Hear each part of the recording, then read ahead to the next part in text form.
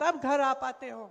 यहाँ खेती करते थे, खेती से कमाई होती थी, आज खेती से कमाई नहीं है। आज खेती करो, धूप में संघर्ष करो, सब कुछ महंगा हो गया है, सारा खेती का सामान महंगा है, उपज का दाम नहीं मिलता है, समर्थन मूल्य नहीं मिलता, न्यूनतम समर्थन मूल्य। खेती करते हो, कुछ मिलता ही नहीं है, कमा नहीं पाते। और उधर जितने भी बड़े बड़े उद्योग हैं, जिससे पहले नौकरियां मिलती थी, जिसमें लोग मरते थे उन नौकरियों के लिए, सब लोग चाहते थे कि हमें सरकारी रोजगार चाहिए। क्यों? यहाँ बुजुर्ग बैठे हैं, बताएंगे। क्योंकि उससे सुरक्षा मिलती थी, पेंशन मिलता था, ऐसे लगता था कि अब नौकरी लग गई है, जीवन भर हम ठीक होंगे, हमें अब चिंता की जरूरत नहीं होगी। आज की परिस्थिति क्या है बहनों और भाइयों? आज जितने भी वो बड़े बड़े उद्योग थे, सब मोदी जी ने अपने बड़े बड़े दोस्तों को, उद्योगपतियों को दे दिए हैं। यहाँ के हवाई अड्डे, आप देखिए, अभी तो एक ये बात निकली कि उनके जो बड़े मित्र हैं, बड़े उद्योगपति अडानी जी, उनको 1 रुपए पर एकड़ के दाम में बिहार की जमीन दे दी, हजारों एकड़ जमीन दे दी 1 रुपए के दाम में। और अगर आप जाते खरीदने वो जमीन, कितने की बिकती? आपको लोन लेना पड़ता, आपको कहीं से पैसे इकट्ठे करने पड़ते हैं उसी जमीन के लिए, जो मुफ्त में इतने बड़े बड़े उद्योगपतियों को दी जा रही है। आप लोन लेते हो, आपका लोन कभी माफ नहीं होता। 20 सालों में कब माफ हुए आपके लोन? कभी नहीं। आपको पढ़ाने के लिए आपके माँ बाप कितने संघर्ष करते हैं, कैसे पैसे इकट्ठे करते हैं, आप जानते होंगे। आपके लोन माफ नहीं होते, लेकिन अडानी जी, अंबानी जी, उनके हजारों करोड़ रुपयों के, हजारों लाख करोड़ रुपयों के लोन माफ हुए हैं। इतनी बड़ी रकम है कि मैं भूल जाती हूं कि लाख करोड़ है कि कितना है। सच, हम लोग हंसते हैं, लेकिन हंसने की बात नहीं है, क्योंकि ये माफ कैसे होते हैं? आप ही के पैसों से, देश की संपत्ति से, देश के बैंकों से। तो यहां असलियत क्या है आज बिहार की? असलियत यह है कि रोजगार नहीं है, संघर्ष ही संघर्ष है। खेती किसानी से कुछ कमाया नहीं जा रहा। जो छोटे रोजगार, छोटे व्यापारी थे, छोटे दुकानदार थे, जो छोटे छोटे बिजनेस कर रहे थे, उनको मजबूत करने के लिए कुछ नहीं किया गया, बल्कि नोटबंदी ले आए थे कुछ सालों पहले, जिससे काफी लोग तबाह भी हो गए। बड़ी मुश्किल से फिर से उठाया उन्होंने अपना बिजनेस। तो ना आपको रोजगार मिल रहा है, ना शिक्षा की सुविधाएं हैं, ना महिला सुरक्षित है, ना महिलाओं के लिए रोजगार है। तो 20 सालों में किया क्या है इन्होंने किया क्या है? आप बताओ। कुछ नहीं किया। क्या आप चाहते हैं कि आप रोजगार के लिए कहीं और जाएं?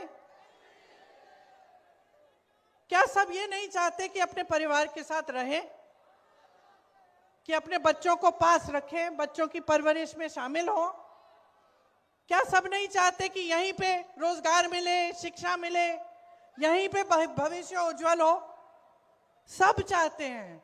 कोई ऐसा नहीं है जो चाहता है कि कहीं दूर दराज जगह जाके अपना जीवन बनाए, अपना भविष्य बनाए। यहाँ पे बहुत मुद्दे हैं। बाढ़ आती है, जो कोसी नदी है उसमें बाढ़ आती है हर साल, और आपको बहुत दिक्कत होती है। बहुत गरीबी है इस इलाके में।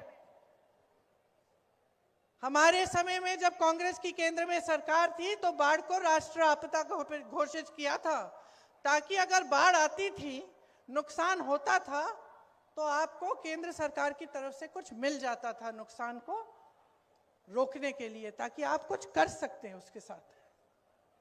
आज कुछ नहीं मिलता है आपको। यहाँ के जो धर्म स्थल हैं, उनका कितना विकास हो सकता है? किसी ने किया है 20 सालों में? सहरसा में कोई विकास नहीं है, कोई बड़ा अस्पताल नहीं है, कोई अच्छे अच्छे शिक्षा के संस्थान नहीं है। यहाँ का जो रेलवे ओवरब्रिज है कितने समय से बनना है, अभी तक नहीं बना। तो ये सब आपकी समस्याएं हैं। और अगर जब तक आप एक एक नेता को इन समस्याओं के लिए जिम्मेदार नहीं बनाएंगे, जब तक आप अपनी आवाज उठाएंगे नहीं, जब तक आप अपनी शक्ति को पहचानेंगे नहीं, जब तक आप हर नेता को ये नहीं कहोगे कि तुम यहां आकर मुझे वादे करोगे, अगर पूरा नहीं हुआ तो तुमको निकाल देंगे, खदेड़ देंगे, तब तक कुछ नहीं बदलने वाला।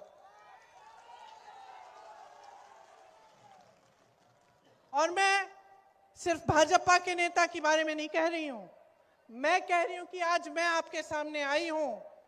अगर मैं कुछ वादे करके गई और वो वादे पूरे नहीं हुए तो मुझे भी आप कह देना कि अगली बार मत आओ। यहां प्रधानमंत्री जी, अमित शाह जी आते हैं, बोलते हैं मैं कितना दूं बिहार को, कितना पे बताओ, 50 करोड़ दूं, 75 करोड़ दूं। पूछिए 20 सालों में क्यों नहीं दिया? पूछिए उनसे, कहिए उनको कि यहां हमारा गुजारा नहीं हो पा रहा है, हम दुकान जाते हैं कुछ खरीद नहीं पा रहे हैं त्योहार के लिए। त्योहार आता है जी घबराता है कि दिवाली आ रही है, छठ का त्योहार है, मेहमान आएंगे, खाना कैसे खिलाएंगे, बच्चा बीमार होगा, दवाई कैसे दिलवाएंगे, घबराहट होती है। समझाओ इनको, क्योंकि अंधे हो गए हैं, देख नहीं रहे हैं, ये लोग समझ नहीं पा रहे हैं कि किस दलदल में इन्होंने डाल दिया इस देश की जनता को। किस दलदल में खड़े हो आप कि सामने भविष्य नहीं दिख रहा है, रोजगार नहीं दिख रहा है, शिक्षा हो जाती है, नौजवान लड़का है, नौजवान लड़कियां हैं, इंतजार करती रहती हैं कि नियुक्तियां हो जाएंगी, हमने पेपर दिया है, हमने इम्तिहान दिया है, नौकरी के लिए मिल जाएगी, मिल जाएगी। आपको मालूम है यूपी में एक लड़का मिला मुझे, और ऐसे हजारों लड़के होंगे, हजारों होंगे। उसने कहा दीदी मेरी शादी तक नहीं हुई। मैंने कहा क्या हुआ? कहता है मैं 28 साल का हो गया हूं, मैंने सारी पढ़ाई लिखाई की है, मैंने पेपर दिया, फिर से दिया, फिर से दिया, और मैं इंतजार करता रहता हूं कि मेरी नियुक्ति हो जाएगी, लिस्ट निकल आएगी। वो लिस्ट ही नहीं निकलती। फिर मैं सोचता हूं कि कहां मैं जाके किसी दूसरी नई नौकरी के लिए एप्लीकेशन लगाऊंगा, इसी के लिए इंतजार कर लेता हूं। इतना संघर्ष किया और करते करते करते साल निकल गए, लड़का बड़ा हो गया, शादी भी नहीं हो पाई, रोजगार भी नहीं मिला। ऐसा सिर्फ एक जने के साथ नहीं है, तमाम नौजवानों की ये हालत है। तो बदलाव लाना है, और बदलाव आपके हाथों में है। यही तो सुंदरता है हमारे देश के बारे में, हमारा लोकतंत्र है। और लोकतंत्र का मतलब है कि हमारे संविधान ने आपको वोट दिया, जिससे आप किसी की भी सरकार निकाल सकते हो, आप कोई भी सरकार बदल सकते हो। तो जागोगे कि नहीं? नहीं, मुझे सुनाई नहीं दिया, फिर से बोलो, जागोगे कि नहीं? बदलनी है अपनी परिस्थिति की नहीं? रोजगार यहां चाहिए कि नहीं चाहिए? बोलो हमें चाहिए। बोलो शिक्षा हमें यहां चाहिए। बोलो चाहिए। और अपना मन बनाओ, चुनाव आ रहा है, आने दो सबको मंच पे, देने दो बढ़िया बढ़िया भाषण, सुन लो सबकी बातें, लेकिन उनकी बातों का आकलन करो, अपनी समझदारी, अपने विवेक का इस्तेमाल करो। क्या किया है उन्होंने 20 सालों में, उसको ठीक तरह से समझो। खास तौर से मेरी बहनें, हमें लगता है कि कोई हमें कुछ दे रहा है तो हमारा भी उनके प्रति कोई एहसान होता है, चलो